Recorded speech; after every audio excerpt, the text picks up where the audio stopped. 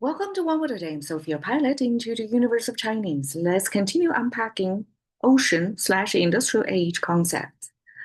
And today we're going to talk about 抽象. Yesterday we talked about 表象, which is the surface level of appearance, which is a translation for representation, which I understand is one of the many versions or renderings of things. It's the appearance and it's kind of a snapshot versus today's 抽象. Me as a simplified Chinese user, these two almost like they're kind of related because they share the same character. 象is a elephant, but we use 象, this elephant, to abstract it into the concept of appearance. And we switch out this 表, the surface, this fur coat imagery with 抽, an action word, which is extract, something about extraction. Okay, this character can be used in so many different scenes, but this basically is a movement with your hand. The reason why is we know here we see the five finger hand symbol. In Chinese, we have three finger hand symbol and five finger. When it shows all five fingers, that means it's hand motion specifically. And when it's like create a bigger story, and hand is only somebody who is part of the storytelling to make a bigger point than the hand itself.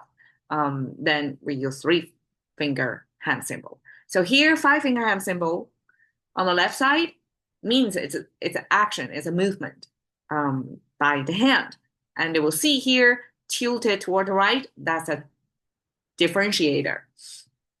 That's something to disambiguous because we have a similar looking thing that we actually saw it yesterday on 表. 表have this fur concept, animal hair, similar looking to the hand, also kind of a two horizontal lines.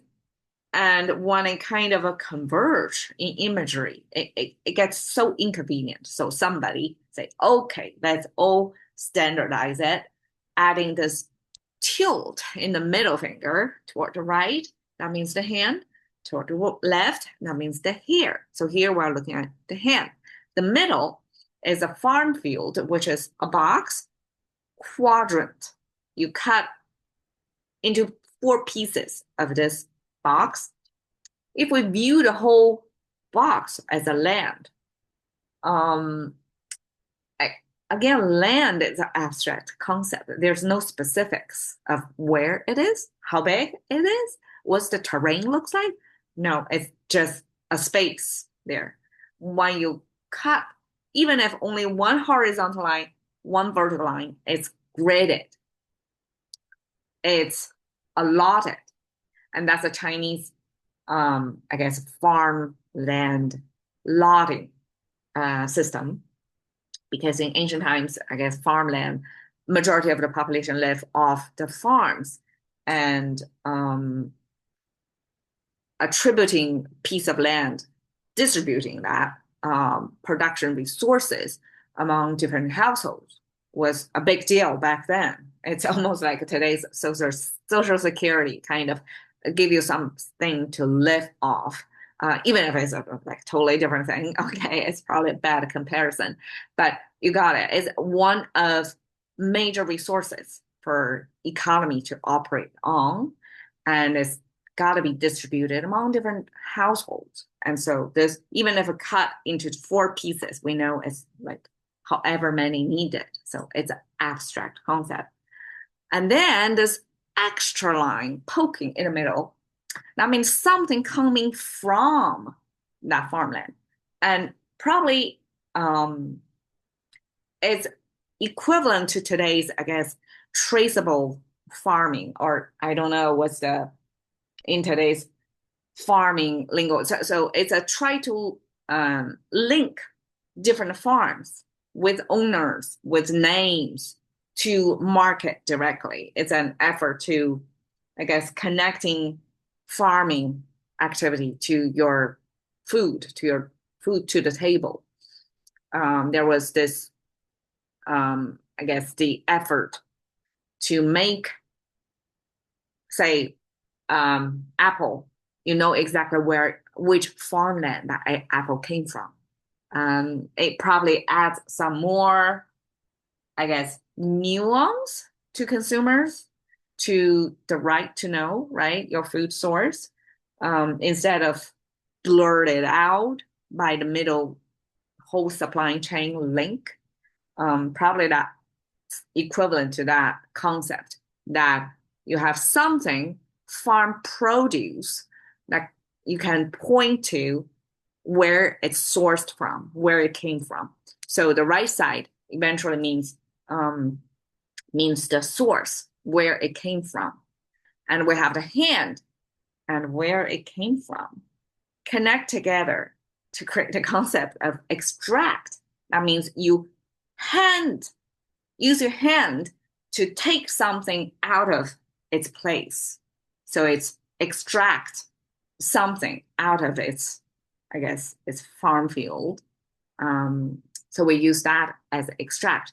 It doesn't necessarily to mean limited to groceries or produce, but it can be extract to take something out of its natural habitat.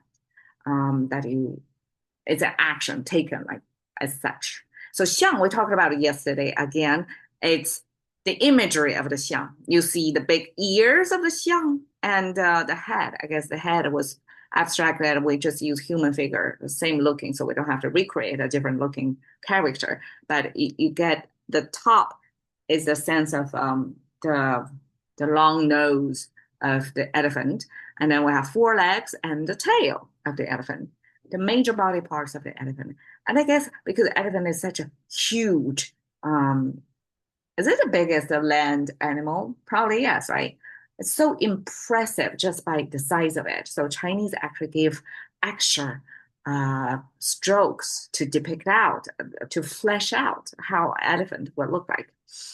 And this elephant, as an animal, got elevated to the status of abstraction, the meaning to represent appearance. And I told a story of somebody, some audience commented that this story came from India, that this elephant as a concept, okay, and then this one individual species or sample of elephant was touched by four blind persons. So blind person simply because they cannot use their vision, so they cannot see the whole of an elephant. They can only depend on the limited data collected by touching the elephant. So everybody got their partial truths. To them, it's true. It's firsthand, literally firsthand information they gathered on the surface of the elephant, but nobody touched every inch of the skin of the elephant simply because of the scale. And the elephant represent the complex, the larger scale problems or questions or phenomena that we're trying to figure out, and it keep us humble as a reminder that all of us, like, it's very difficult to get the whole complete unbiased truth. Each of us, like the blind person, only hold partial truth to something, and that eventually this elephant concept we used as the appearance. And when we see appearance in English, appearance may have this layering sense, right? You have the surface, the appearance, and then you have the second layer of operating, and the third layer. It can be like onions, peel several layers, and appearance is the first impression, almost like very limited data on the surface, and people can, especially humans, we can totally have several different looks, behaviors. So we can be this guy disguising and misleading. So appearance as an elephant, from this elephant character keeps as a reminder to keep us humble, that we don't have the whole truth. We only have the appearance of things. Okay, so 抽象 together, when we say 抽, means we take something out of its context. And 像 is this another representation. So it's almost like in machine learning, we have this embedding concept. It's like language, right? Things are coded into tokens, and then they embedded into a high dimension vector, like many different digits to represent a particular kind of a character or English word. And then this embedding then provide a opportunity for computing, right? So it becomes a way to abstract, to take what human facing as the language is our operating system. That's what we're facing. And then we extract it out and represent it into a different appearance, into tokens in this case. But there are other situations like this Jackson Pollock's painting. It takes a sense, colors, shapes, all that, extract that into, from their original context and composite them together to create a different representation of how the world feels or look like to the artist. And it takes like generations of museum goers to stand in front of this big piece to try to view the world through the artist's extracted re-representation of the world we're in. So that's the translator 抽象, and I think it makes sense because you have to take something out of its context and remake it, like remix, and make it into this abstract thing. It's yours, and people can have their own interpretation by marrying what they see to their context, to their reality. Thank you for your time. See you another day.